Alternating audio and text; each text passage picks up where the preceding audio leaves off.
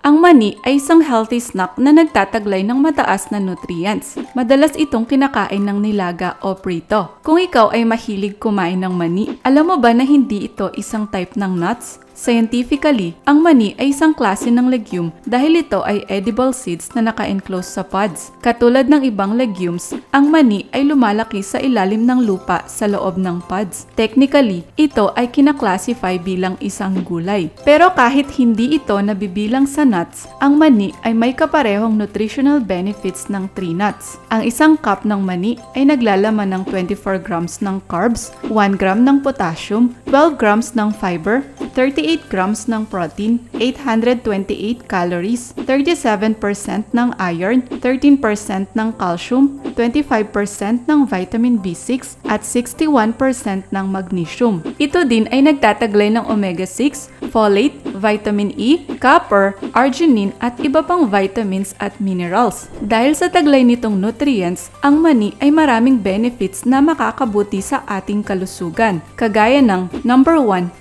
pinopromote ang heart health. Ayon sa pag-aaral, ang pagkain ng mani ay nakakatulong upang maiwasan ang pagkakaroon ng coronary heart disease. Ito ay may mataas na source ng unsaturated fats na nakakatulong upang ma-improve ang blood cholesterol levels at stabilize ang heart rhythm. Mayroon ding taglay na resveratrol ang hilaw at roasted na mani at peanut butter. Ito ay isang antioxidant at anti-inflammatory na nakakapag-prevent ng blood clots, damage sa blood vessels, at pag-reduce ng bad cholesterol ng katawan. Kaya naman ang regular na pagkain ng mani ay mainam upang maiwasan ang heart attack o stroke. Number 2, nakakatulong sa weight loss. Kung ikaw naman ay nagpapapayat, ang mani ay makakatulong din sa iyong weight loss journey dahil ito ay nagtataglay ng high quality protein at calories. Ang pagkain ng protein-rich diet ay recommended sa mga taong gustong magpapayat dahil pinapataas nito ang peptide YY. Ito ay isang uri ng hormone sa small intestine na nagpapababa ng appetite at food intake. Sa pamamagitan ng protein-rich foods, ikaw ay makakaramdam ng pagkabusog at maiiwasan ang pagkain ng sobrang calories. Ang isang cup ng mani na may 828 calories ay nagtataglay ng 76%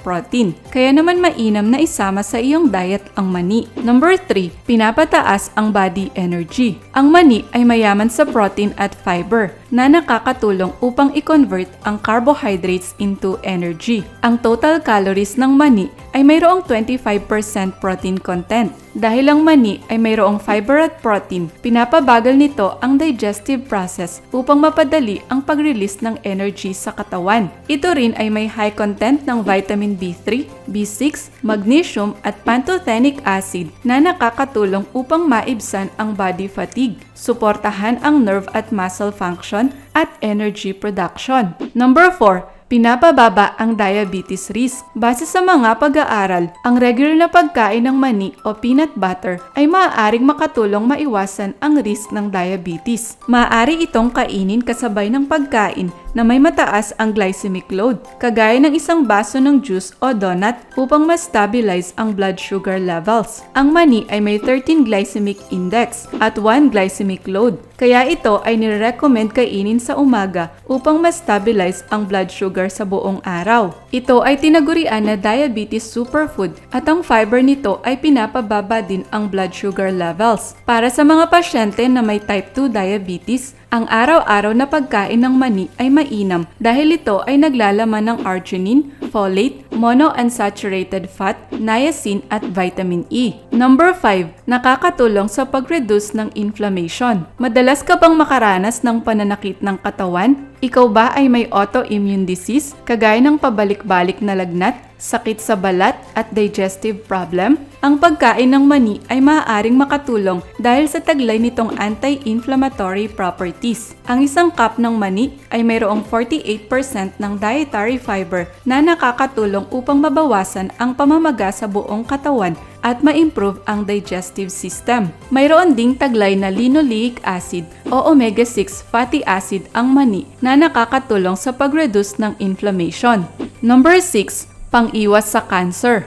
Nakakabuti din ang pagkain ng madaming mani dahil ito ay associated sa pag-lower ng chance magkaroon ng cancer. Mayroong isoflavones, phenolic acid at resveratrol ang mani na considered as anti-cancer properties, kaya nakakatulong itong ma-reduce ang risk ng colorectal at gastrointestinal cancer. Ang balat ng mani ay may high concentration ng natural polyphenolic, isang antioxidant na nag-reduce ng carcinogenic nitrous amines production at pinoprotektahan ang body tissues laban sa associated pathologies at oxidative stress. Nakakatulong din itong i-reduce ang risk ng postmenopausal breast cancer and esophageal cancers. Number 7. Pang-iwas sa gallstones. Ang pagkain ng mani ay associated din sa pag-lower ng risk ng pagkakaroon ng gallstones. Ito ay may taglay na beneficial unsaturated fatty acids na nakakatulong pababain ang bad cholesterol levels ng katawan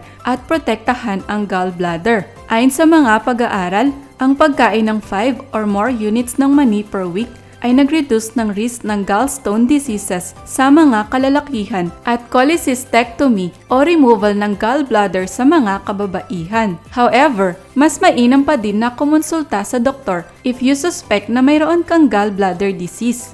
Number 8. Pinapabuti ang brain function. Ang mani ay madalas na tawaging brain food dahil mayaman ito sa niacin o vitamin B3 na nakakatulong ma-improve ang brain function at memory. Ito ay isang important nutrient na kailangan ng buong katawan na mag-promote ng healthy digestive at nervous system.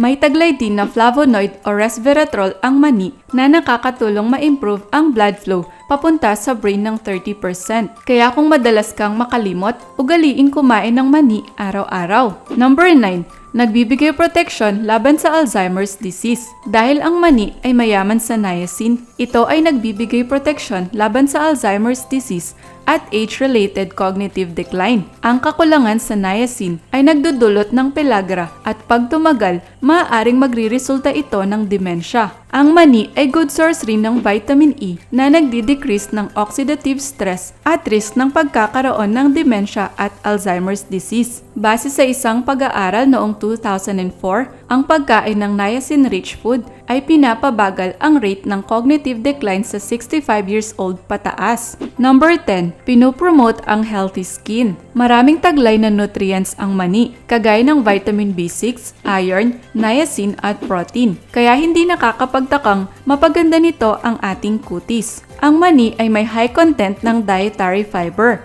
na tumutulong upang i-flush out ang excess toxin sa ating katawan, making our skin look flawless and clear. Mayroon ding magnesium, vitamin E at zinc ang mani na nagbibigay proteksyon laban sa bacteria to make our skin glow. Ang beta-carotene na matatagpuan sa mani ay isang antioxidant na nagbibigay proteksyon din sa ating katawan laban sa damaging molecules na tinatawag na free radicals. Talaga namang nakakabilib ang health benefits ng mani. Pero wait lang, dapat mo ring malaman ang mga side effects at risk ng pagkain ng sobra-sobrang mani. Number 1. Aflatoxin poisoning. Madalas na makontaminate ang mani ng isang type of mold na tinatawag na Aspergillus flavus na nagpo-produce ng aflatoxin. Ang aflatoxin ay toxin o carcinogen na nag-i-increase ng risk magkaroon ng liver cancer. Ito ay hindi totally namamatay kahit lutuin ang infected na mani, dahilan upang maka-experience ng aflatoxin poisoning. Ang main symptoms nito ay loss of appetite at yellow discoloration sa mata o jaundice. Number 2. Allergy. Ang mani ay isa sa pinaka-common na pagkain na nagkakos ng allergy at kadalasan ito ay severe at life-threatening. Ang mga tao na allergic sa mani ay possible makaranas ng itchy skin, rashes o hives. Ang iba naman ay maaaring maka-experience ng digestive problems kagaya ng diarrhea, stomach cramps o vomiting. In severe cases, ang mani ay possible mag-cause ng anaphylactic shock na nakakamatay kung hindi maaagapan. Number 3. Anti-nutrients. Nagtataglay din ng anti-nutrients ang mani na nakaka-impair ng nutrient absorption at decrease ng nutritional value. Isa sa mga anti-nutrients ng mani ay ang phytic acid o phytate na natatagpuan sa edible seeds, legumes, grains at nuts. Ang phytic acid ay pumipigil sa absorption ng iron at zinc na taglay ng mani. Pinapabagal din ng phytic acid ang digestibility ng protein at nagko-contribute sa mineral deficiencies. Number 4, weight gain. Bagamat napaka-healthy ng mani, isa sa disadvantage ng pagkain ng sobrang mani ay yung pag-contribute nito sa weight gain. Ito ay may high calorie content na maaaring makadagdag sa iyong timbang kung napadami ang iyong kain. Ang 1 ounce ng roasted peanuts o 39 pieces na mani ay mayroong 170 calories. Base sa dietary guidelines, ang recommended daily intake ng calories para sa adult women ay 1,600 to 2,400 at 2,000 to 3,000 para sa adult men. Ito ay depende sa age at level ng physical activity. Kaya kung kakain ka ng 1 ounce ng mani, ito ay 9% ng calorie intake mo sa isang araw kung susundin mo ang 2,000 calorie diet. Ngayong alam mo na ang mga side effects ng pagkain ng sobrang mani, dapat mong sundin ang mga recommended intake per day para maiwasan ito.